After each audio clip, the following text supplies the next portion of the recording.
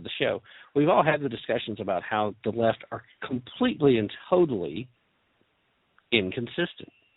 In fact, that's where I was starting out the show, talking about the conundrums. You know, we taking a quick look back at that conundrum, talking about how you're a victim but you're subsidized, and how can that be?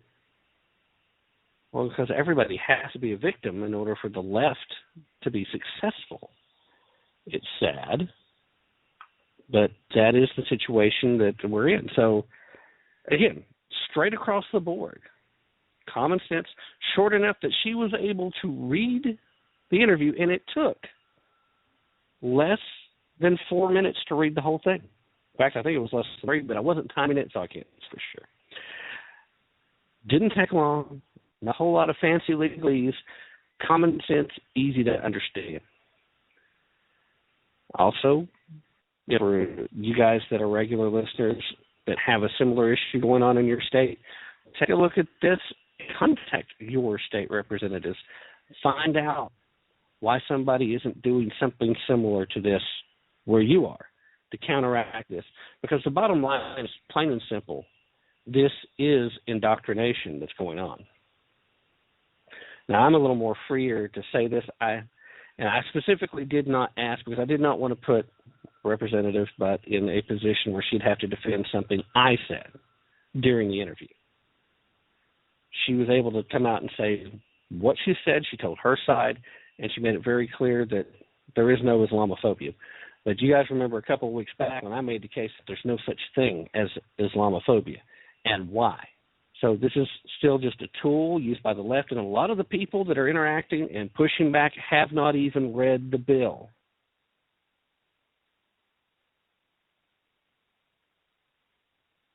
A lot of the people that are pushing back have not even read the bill, because if they read the bill, there's nothing for them to push back against. It was akin to the conversation I had back when the whole Kim Davis thing was big in the headlines. And I was making the point of standing by Kim Davis on a constitutional basis, not a religious one. And, of course, I had several folks from the left pushing back, and they basically called me a bigot left and right. And it was pretty clear that they hadn't read the piece that I wrote. If you had read it, you would have known there was nothing bigoted in it. At no point was I anti-same-sex marriage, because I don't care what the state says it wants to do. In my mind, marriage is between the people involved and their creator. Plain and simple.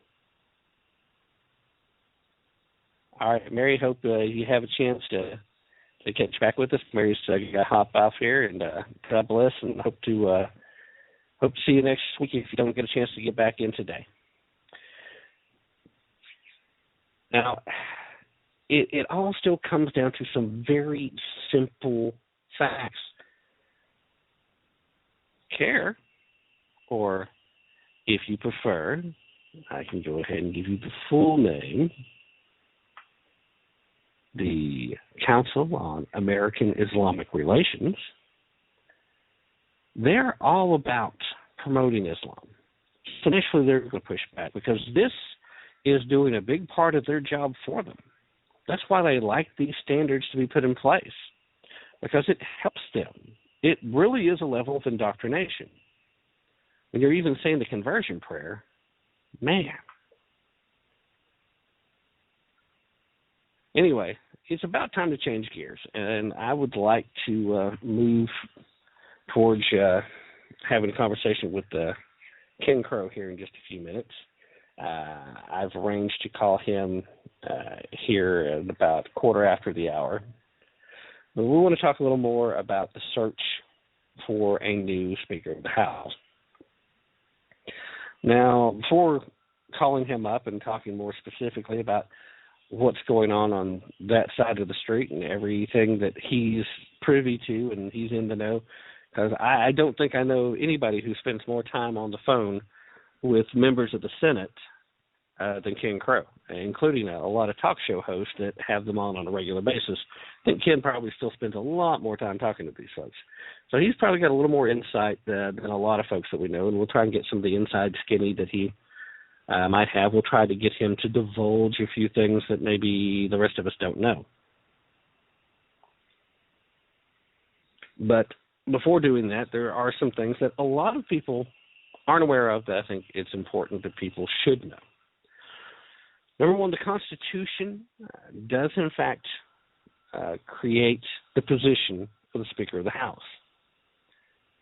It also is very clear that unlike the Senate, where you can temporarily appoint somebody to preside over it in cases of emergency, the House really cannot be in session without a duly appointed and elected Speaker of the House. So if they don't get one in place, that might actually not be such a bad thing.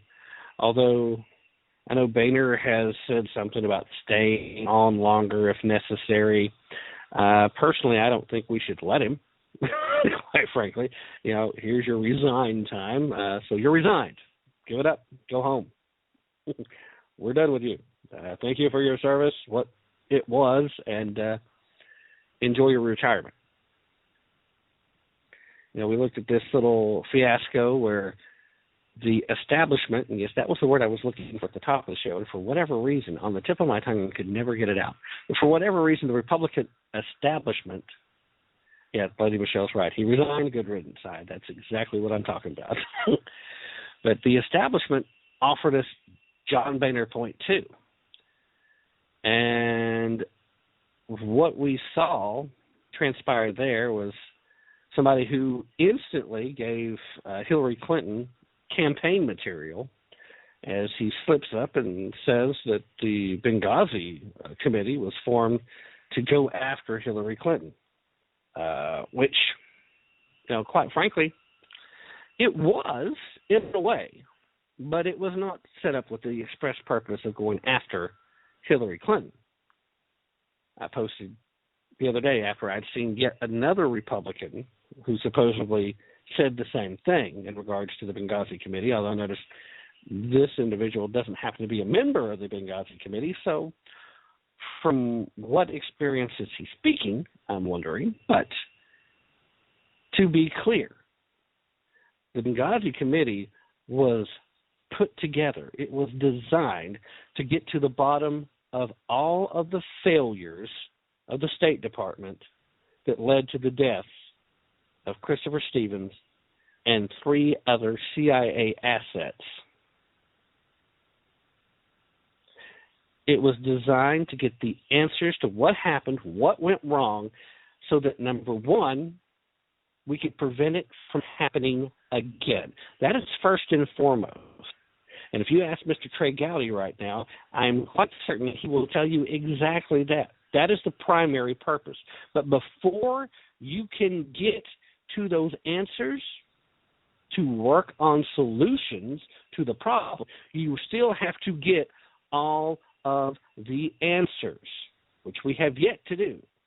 We all know Hillary and how good she is at stall, avoid, duck, parry, duck, stall. And then by the time she offers up an answer, well, now it's old news. Why should anybody care about that now? And unfortunately, that plays with about half of the country now. About half of our country buys into that, which allows that strategy to work. Now, part 2 of what the big committee was do. Well, in the event of getting to the truth, in the event of getting to the bottom of what happened, it was designed to go after any and all guilty parties who may have been personally responsible to a point of criminality. So, if you're willing to admit that Hillary Clinton was terribly inept and criminally negligent, then I would be willing to admit that the Benghazi committee was designed to go after Hillary Clinton. Michelle has posted a link in the chat room from the Independent Sentinel, talking about Trey Gowdy having 2 words for his colleagues blabbing about Benghazi. And I'm hitting that link right now because I want to know what his 2 words are. Shut up. Specifically, he said, shut up talking about things you don't know anything about. Yeah, I love Trey Gowdy. Trey Gowdy is a no-nonsense former prosecutor. He's a bulldog when it comes to digging into this stuff, finding out what's going on. Trey Gowdy would make probably the greatest attorney general this country has ever had if he was so inclined to take that role. But I almost hate for him to leave the House. Problem is, even good men can be corrupted by the cesspool that is D.C. if they're left in that position for too long. So, in the best interest of keeping Trey Gowdy a good man, maybe we do need to switch up his position and his role and where he's at and what he's doing. But, Trey Gowdy doesn't strike me as the kind that is easily swayed. Larry in the chat room is talking about, according to Forbes, Hillary's managed to hide $50 million. And I'm assuming that that's in reference to the $50+ million that is missing from the State Department that they came across in an audit recently that just disappeared while Hillary was still in the office of the Secretary. It's being reported widely, not just with Forbes, but Hillary is a conundrum, to say the least. How on earth do you get to be a multimillionaire and claim to be one of the little people? And how on earth is it that you just lose millions of dollars and people die working for you and get to claim that you're the best choice to be the leader of the free world? Lady Michelle's asking million or billion. And Larry's correcting that this is actually personal money that's missing. So in this case, I guess it is $50 million. However, there was, I think it came numbers that were being reported earlier this week, pretty close to $60 million that were missing from the State Department. So this is a whole lot of money that's just up and gone. What's the deal? How can you just be missing this kind of money? And then you were the one who's supposed to actually set the federal budget? Now, granted, the House and the Senate are supposed to vote to approve it, but it is still supposed to be the role of the chief executive to actually write up a budget. We all know how successful Barack Hussein Allahu Akbar Obama has been with his budgets. I think he's managed all of 2 votes for during the course of the 7 years he's been in office. Some of which he never even offered a budget a few of those years. I mean, come on, seriously. Taking a quick look at the Forbes article, assuming I can get my computer to cooperate and actually pull it up. I'm